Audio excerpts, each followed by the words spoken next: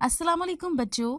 Madam Curie की lecture for respiratory system की आम बीमारियों common diseases of respiratory system में खुश आमदीद। उम्मीद है कि आप खुद को और घर वालों को महफूज रखने के लिए घर से सिर्फ जरूरत के तहत बाहर निकलेंगे। बुखार और जिस्म पर कपकपी का होना, ये अलामात कोल्ड या फ्लू की हैं या फिर कोई और खतरनाक बीमारी है। अगर आपको बुखार के साथ सांस में दुश्वारी, सीने में दर्द, थकावट या खांसी है तो लाजमन ये नमूनिया है। ये फेफड़ों की ऐसी इन्फेक्शन है जिससे आप बहुत बीमार हो सकते हैं। अगर आपका इम्यून सिस्टम ज्यादा मजबूत नहीं है तो खास तौर पर सर्दियों में आपकी कफ या कोल्ड नमूनिया बन सकती है।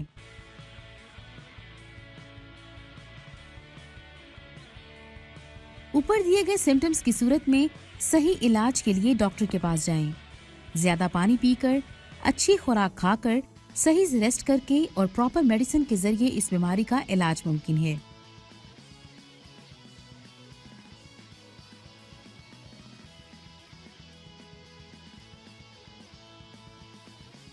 और इससे बचने के लिए फ्लू और नमूनिया की वैक्सीनेशन करवाएं। Topic number 2, नमूनिया। आइए रेस्पिरेटरी सिस्टम की बीमारियों को मजीद समझने के लिए ये वीडियो देखते हैं। रेस्पिरेटरी सिस्टम की आम खराबियां, कॉमन डिजीजेज और रेस्पिरेटरी सिस्टम। रेस्पिरेटरी सिस्टम की आम खराबियों में common cold, influenza, pneumonia, tuberculosis और लंग कैंसर शामिल हैं। निमोनिया निमोनिया एक इन्फेक्शन है जो फेफड़ों को मुतासिर करती है। फेफड़ों में छोटी छोटी थैलियां एल्वियोलाई होती हैं जो हवा से भरी होती हैं। जब किसी शख्स को निमोनिया हो तो एल्वियोलाई बलगम से भर जाती है जिससे सांस लेने में तकलीफ होती है। दुनिया भर में निमोनिया बच्चों की अमवात का सबसे अहम सबब है। खांसी, बुखार, नाक की बंदिश, सीटी की आवाज़ के साथ तेज तेज सांस आना, सीने में दर्द और भूख का ख़त्म होना वगैरह निमोनिया की आम अलामात हैं। निमोनिया के इलाज के लिए जितनी जल्दी मुमकिन हो इसे डॉक्टर से रजू करें। आपका डॉक्टर आपके लिए एंटीबायोटिक दवाई तजवीज़ कर सकता है। निमोनिया के तदराक के लिए वैक्सीन भी इस्तेमाल की जाती है। जरासीम से बचाव के लिए अक्सर अपने हाथ धोया करें। जब आपको खांसी या छींक आए तो टिश्यू या रुमाल का इस्तेमाल करें। अपने फेफड़ों को सेहतमंद रखें। Keep your lungs healthy. जरा सोचिए, जब हमें गले का इन्फेक्शन या नज़ला हो तो हमारी आवाज भारी क्यों हो जाती है? गले का इन्फेक्शन या नज़ला हमारे लेरिंग्स पर असरअंदाज होता है। जैसा कि हम जानते हैं कि आवाज पैदा करने के लिए हमारे वोकल कॉर्ड्स लेरिंग्स में मौजूद होते हैं। इस वजह से हमारी आवाज तब्दील हो जाती है। लेरेंजाइटिस ग्लैंड्स या वॉइस बॉक्स की सूजन को कहते हैं। जब ऐसा होता है तो ये आपकी आवाज़ को कड़क बना देता है या मुकम्मल तौर पर लूज कर देता है।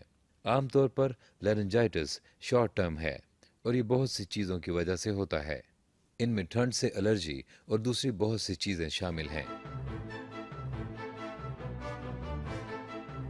आइए निमोनिया को मजीद समझने के लिए किताब से मुतालिया करते हैं। 1.4.2 निमोनिया निमोनिया एक इन्फेक्शन है जो फेफड़ों को मुतासिर करती है। फेफड़ों में छोटी छोटी थैलियां एल्वियोलाई होती हैं जो हवा से भरी होती हैं।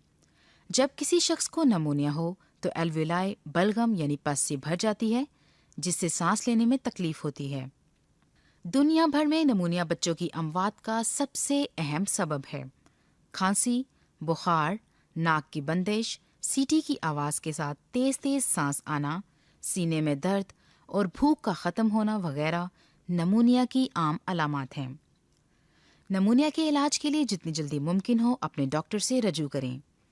आपका डॉक्टर आपके लिए एंटीबायोटिक दवाई तजवीज़ कर सकता है। निमोनिया के तदराक के लिए वैक्सीन भी इस्तेमाल की जा सकती है। जरासीम से बचाव के लिए अक्सर अपने हाथ धोया करें। जब आपको खांसी या छींक आए तो टिश्यू या रुमाल इस्तेमाल करें।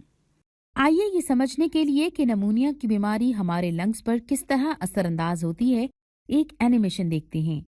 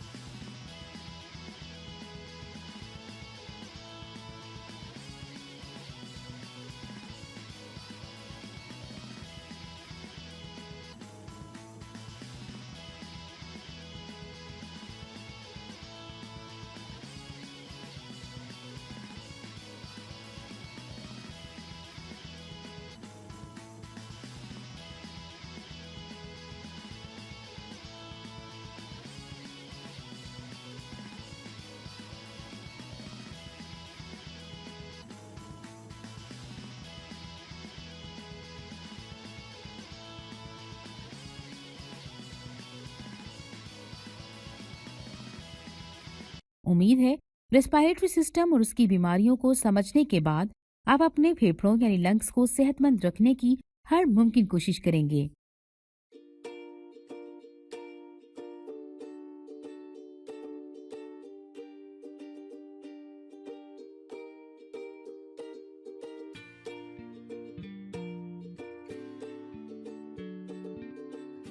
अपने फेफड़ों को सेहतमंद रखें। Keep your lungs healthy. फलों और सब्जियों में विटामिन्स होते हैं। विटामिन्स हमारे फेफड़ों को सेहतमंद रखते हैं।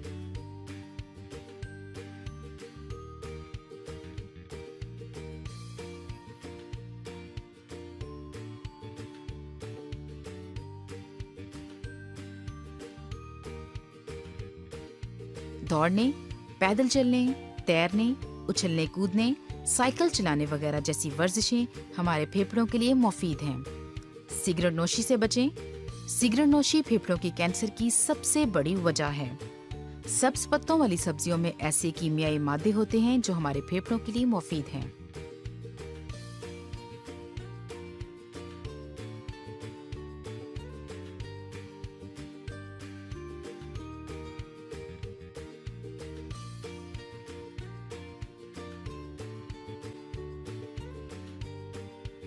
आप लंग्स के अम्ली मॉडल को घर में बनाने के लिए ये एक्टिविटी कर सकते हैं। सरगर्मी 1.2। सरगर्मी 1.2। एक फेफड़े का अम्ली मॉडल। आपको जरूरत होगी 2 गुब्बारे, एक छोटा एक बड़ा, सोडा पीने की नलकी यानी स्ट्रॉ, टेप, कैंची, चिकनी मिट्टी या मोम, एक छोटी शफाफ प्लास्टिक की बोतल जिसका पेंदा कटा हो। प्रोसीजर, तरीकाकार। छोटे गुब्बारे का खुला सिरा सोडा पीने की नलकी के एक सिरे पर चढ़ाएं। टेप की मदद से गुब्बारे को नलकी से जोड़ दें। एक बड़े गुब्बारे का सिरा काटें। अपने दोस्त से कहें कि पेंदा कटी प्लास्टिक की बोतल को पकड़े। गुब्बारे को बोतल के कटे हुए सिरे पर चढ़ा दें। टेप इस्तेमाल करें। नलकी के छोटा गुब्बारा लगे सिरे को बोतल के मुंह में ठूंस दें।